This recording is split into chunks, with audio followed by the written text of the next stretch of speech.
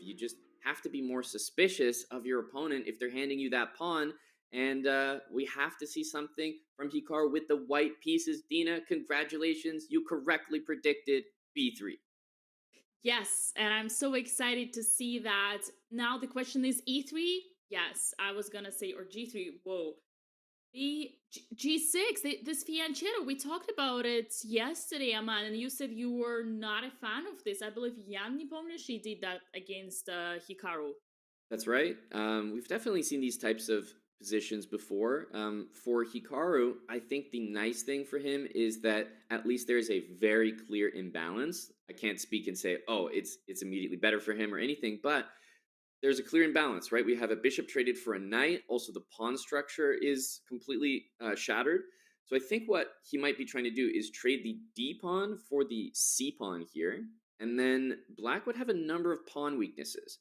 The doubled f pawns we can clearly see stacked on top of each other, but also the pawn in the middle of the board on d5 will become isolated without any pawn support on its flanks. And so maybe even though he's going to be, lacking some central control and certainly lacking the bishop, which is a very strong piece in this soon to be open position, I definitely think he could try to play positionally against that d pawn. And yeah, that might be his plan here.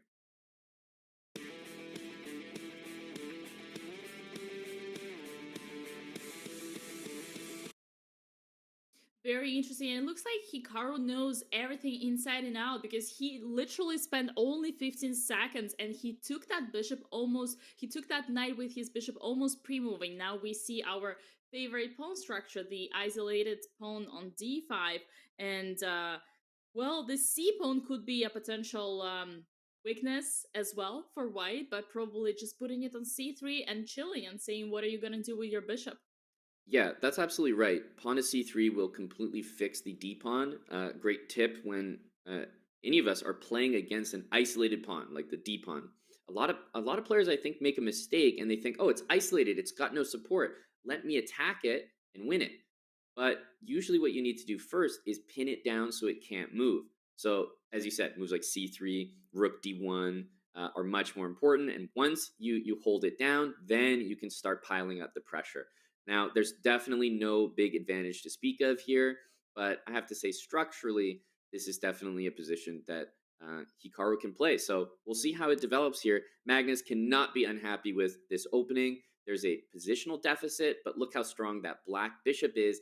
There's pressure on c3 just as there is pressure on d5. I will add that I'm surprised by how fast Hikaru removed this knight, almost saying, I don't want to trade because I want to play against your bishop and against your d5 pawn, and if you trade, then I wouldn't just have enough chances to play for a win. Yeah, I'm not 100% sure if he's bothered by the trade, but you're right. It could be that he wants to maintain some pieces. Also, I think he's just kind of clearing the way. Like he wants the knight to watch over the c3 pawn while he puts pressure on the d5 pawn, and he needs the knight out of the way in order to attack it. Yeah, and the only active plan here for black would be to push f4, potentially playing g5 and then f4, or somewhere sacrificing the f4 in order to make this pawn strong. But unlike any other typical isolated pawn structures, there is a c3 pawn, right? So even Yeah. if the d pawn would be deviated, it would still, like, d5 pawn would not become a passed pawn. It would still be an isolated pawn. So honestly, other than just sit and wait, I don't see any active plan for Magnus. Yeah, there's always things the players can do here, but I expect that we will see the evaluation by the computer remain very close to the center of the board, very close to 0.00, just by the nature of the position. Moves that Hikaru is probably going to consider, I would say a rook on d3 will be quite well placed, just because it also defends the c3 pawn. So you can kind of defend your pawn while doubling the rooks on the d pawn. So I'm wondering if we're going to see something like that. As for Magnus, he doesn't need to do anything. So while you're right, Dina, he might not have an active plan. Guess what? He doesn't need one. He can just sit there, put all the pressure on c3, and say, if you ever win my d5 pawn, I'm definitely going to win your c3 pawn. I'm up 1-0 in the match. Let's see what you can do. And the next game, Magnus would be getting white, which also helps this whole situation. But I do love the fact that we saw h4 and h5 for Hikaru, because that completely stops any activity of black on the king side. Once again, maybe it's not needed, but it's a nice way of putting your pawns. And when you're playing with a knight against the bishop, it is pretty smart to put your pawns on the same color as your opponent's bishop, simply because you are restricting this bishop, as long as you don't lose those pawns in a way. That's right. Yeah, and in Endgame, the pawns on dark squares for white with that bishop might be a problem, but we're so far from that happening. And as you can see, Hikaru is willing to make that trade, bishop for knight. He's not holding back. In fact, knight takes e5 is probably a move that he would be reasonably interested in. But at the same time, I do think that Magnus is going to be okay with this. Let's see how Hikaru manages the clock and the position, because if you take this exact same position with 6 minutes less on either clock, obviously someone's getting flagged. So I think he's just trying to play moves, whittle the clock down, and just see if he can break through. Indeed, if we had a situation with 30 seconds versus 1 minute, then Hikaru would just go all of a sudden aggressive and just complicate the position so that he could win in the time scramble.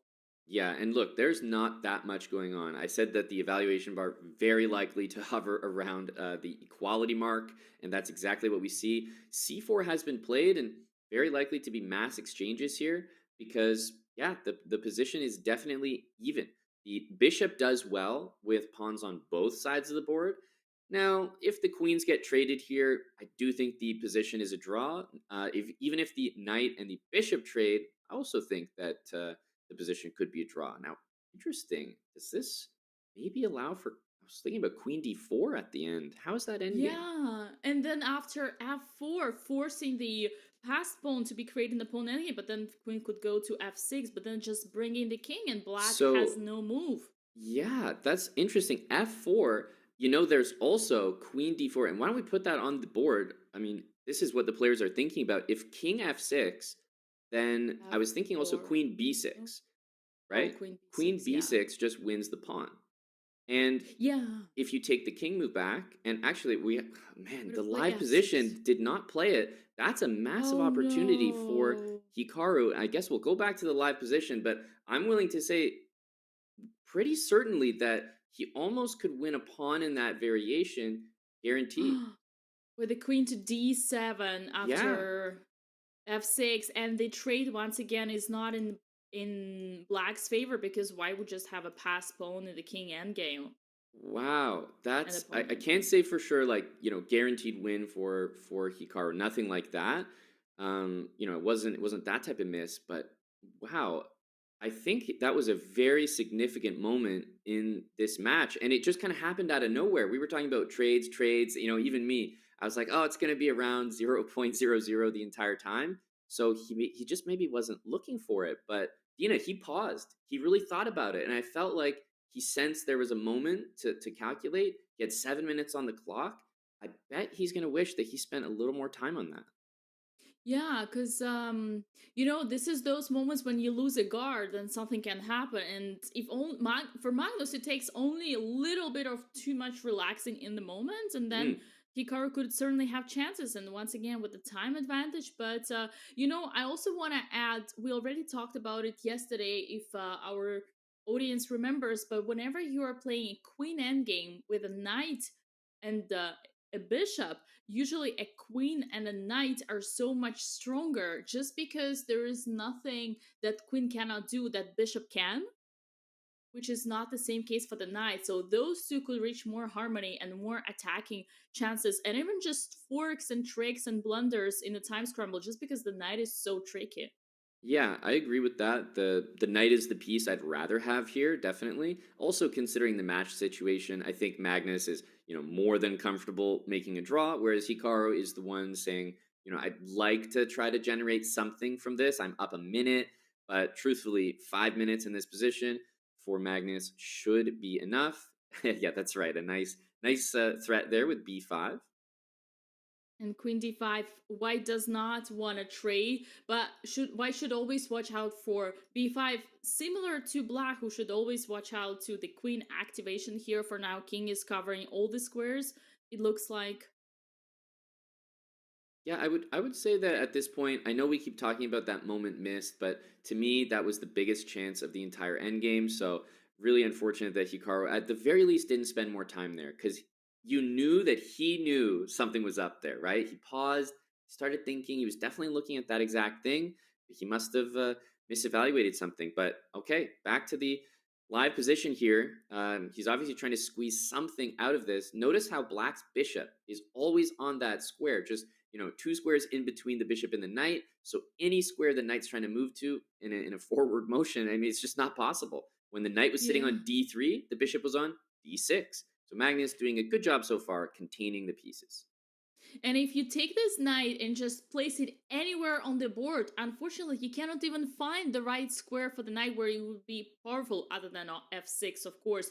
Just because, like, let's say even if you put it on d4, the bishop would always attack, and then the knight would have nowhere to go because of the pawns. How beautifully pawns are restraining the knight, together with the bishop, making it a perfect harmony. Yeah, let's take a moment to observe dark squared bishop for Magnus, light square pawns everywhere. That's always going to be a pretty good combination. But Hikaru is really not risking anything in this position. He's playing on. He's up on time. Magnus is doing enough in terms of defense right now, but if Hikaru can kind of shuffle a little bit, maybe make a pawn move eventually, and keep that distance on time, then you're talking about an advantage. Yeah, although you notice how the time advantage already like really low down to 30 seconds only. Yep, and pay attention, guys. I know we keep talking about that bishop and knight, but there they are again, two squares in between them.